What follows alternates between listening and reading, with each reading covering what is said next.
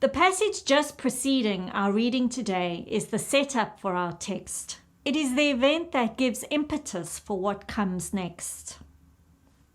So finally, in Matthew's Gospel in chapter 16, Jesus has been walking alongside the disciples for quite some time already.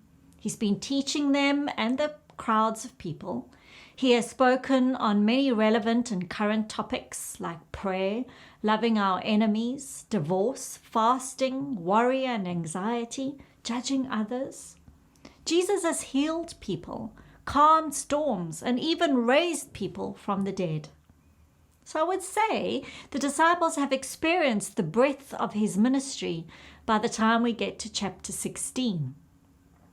They must have stood in awe and wonder at what he was capable of. And finally, Peter declares that Jesus is the Messiah, the Son of the living God, as Bill mentioned this last week as well. So this declaration feels like a climactic realization and a kind of announcement. It feels almost like a relief to finally have it out there, hanging in the air. Like it was obvious before, but just saying it now makes it real for the disciples. Jesus too seemed relieved that they got there eventually, and seems almost proud of Peter for awakening to the fact that he was the Messiah. Jesus replied, "Blessed are you, Simon, son of Jonah, for this was not revealed to you by flesh and blood, but by my Father in heaven." And then comes today's reading. A real change from this celebratory feeling of the previous text. It is entitled, Jesus Predicts His Death. Wow. A bit of a downer, I would say. It feels like Jesus has been so desperate for them to get to the certain place in their realization about him. And then he's able to share what is really on his mind and his heart, and share some of the harder realities he is coming to terms with, the less glamorous parts of being the Messiah. It is a bit like saying, right, you get it now. Let's get down to some brass tacks about life, the real talk. He bears his soul about what the future looks like, about the pain he's about to face in his death. Peter, who's probably still on a bit of an emotional high from that amazing feeling of awakening to a new realization. That feeling you get when things just make sense and you can see something clearly, when the pieces of the puzzle fit together. And now he's being told something so painful to hear, something so sad and horrific, that he goes straight into denial. "Never, Lord! This shall never happen to you." I can imagine him almost shouting it at Jesus and recoiling. And Jesus responds with his now well-used statement, "Get behind me, Satan." It feels like Jesus is being very firm with Peter and making it clear that what he is saying is not right or okay. He continues, "You are a stumbling block to me. You do not have in mind the concerns of God, but merely human concerns." He's saying to him that the statement that he said comes from a human place and not from the mind of God. And Jesus turns to the disciples and gets very real with them. "Whoever wants to be my disciple must deny themselves and take up their cross and follow me. For whoever wants to save their life will lose it, but whoever loses their life will in fact find it." On Facebook, the celebrity Jada Pinkett Smith has a program called The Red Table Talk. I will put a link into the description below this YouTube clip for you if you want to check it out.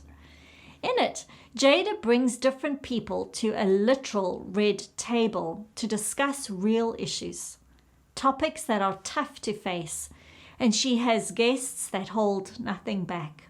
She tackles topics like racial divide between women of color and white women, interracial marriage, gun violence, addressing bias, the freedom of forgiveness, And currently they are looking at corona-related topics like coping with addiction during the coronavirus and managing anxiety and fear during COVID-19. There really is no place the Red Table Talk discussions cannot go. It leaves no prisoners in its honesty, vulnerability, and hard truths. It does not skirt issues, but dives into it with real talk. Well, Jesus is having a real talk with his disciples, and he does not make nice with the realities of the life of discipleship. He asks us to carry our crosses and to lose our lives in order to find them. It does not get more real talk than this. Jesus is speaking about the hard times coming up and the sacrifices that need to be made. Throughout this coronavirus crisis and the changes that it has brought for us as churches and communities, I have emphasized through our online services the positives that have emerged from the shake-up of the way things used to be. The reason I have done this is that I see them and believe this to be a crossroads for us to see the good that can come out of us needing to all work together for change that is needed to bring about a fair and just society. Now, I know for some may have felt that I have been one-sided in my approach, and yes, I have been, but it has been intentional and not by accident. I have felt that it has been important to navigate this time of uncertainty and newness with a positive view of how God is speaking to us in this time, unlike any other time we have faced before. But some of the real talk is that I know this has been a really tough time for many people, struggling with feelings of despair and depression, anxiety, isolation, and uncertainty. The speed of which we shut down the country threw so many people out of their daily and weekly routines into disarray, and life changed so completely overnight. Our family lives changed with everyone being in one space and school taking place in the home. I know that for many of you, these changes have been tough to bear over the many, many, many long months. This has been, without a doubt, a very challenging time. The real talk is that I serve very privileged churches and communities where we have weathered the storm well. We have not had to have conversations about going into debt as a church, or whether or not we can keep the churches running, or whether we need to plan closing down services as others have had to do. The reality is the pandemic may very well have caused a good number of churches to be tipped over the edge that they do not feel they can come back from. A heartbreaking situation many churches have suffered.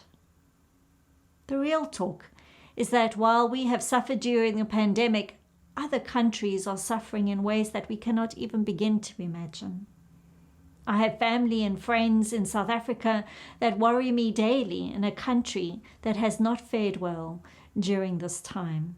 The domestic violence has increased, as it has for us and so many other countries as well. But every 3 hours, a woman or child is killed in South Africa as a result of domestic violence over this period of time. Government hospitals have collapsed under the weight of COVID-19 patients. There are not enough respirators for those that need them. People are dying in ambulances outside hospitals where people are waiting in queues to be admitted, as there are some provinces in the country that have no more beds available. Staff are dying from COVID or collapsing from exhaustion, trying to do their very best in less than ideal situation. People were starving before this, and the situation has only worsened. Unbearable suffering has been a key feature of this pandemic for many countries. We have just been to the Lake District on holiday, and we stayed in Barrow in Furness, which, unbeknownst to us at the time we booked, is a very industrialized town. Well, it was a real eye-opener, to say the least. The poverty and despair was palpable in the high street of Barrow. There was a break-in in the building next to us, and someone tried to set fire to the building. People looked like they have lost hope.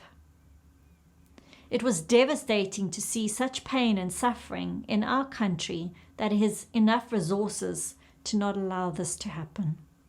The real talk is that the system does not work for many people, communities, and countries. I also struggle when people point out that Africa has so much corruption and injustice when we have a government that offers contracts to friends and family that clearly are rigged, and we bear the consequences. For example, £50 million spent on unusable masks. What this pandemic has shown us is that inequality is rife in communities around the world. These kinds of crises highlight suffering in many forms, and none of us are free of hardships. We drove our motorbike to Barrow in scorching 32-degree weather and came back 2 weeks later and on an 11-hour ride in storms with torrential rain and 50-mile winds. Our planet is suffering, and the effects of our need for more and our disregard for her resources. So Jesus suffers every time a child dies at the hands of someone who should be caring for them. Jesus feels the pain of the person walking the streets of Barrow feeling hopeless. Jesus lies with the nurse who has collapsed on the floor from exhaustion in a dirty and unsanitary hospital. Jesus hurts with those who feel the pain of closing worship services at a beloved church. Jesus drowns with those people who drown in flash floods and unseasonable rising of the waters. When Jesus has a real talk with the disciples about taking up your cross, to gain your life is to lose it. He is inviting us to a life of walking with those who suffer. We are called to see those who need help and to help. This change we have experienced, I believe, is preparing us for the changes that we will need to live a radically different way for our planet and for those who suffer. Coronavirus, that has treated our world equally, has shown us the inequality around the globe. We will need to make tough and real changes to our lifestyles, to what is normal for us, for the sake of others. This is what we will need to do to pick up our crosses, to lose our lives in order to gain them. Looking at the needs of others will become more important than the luxuries that we desire. May God give us the strength to make the changes that are needed. Amen.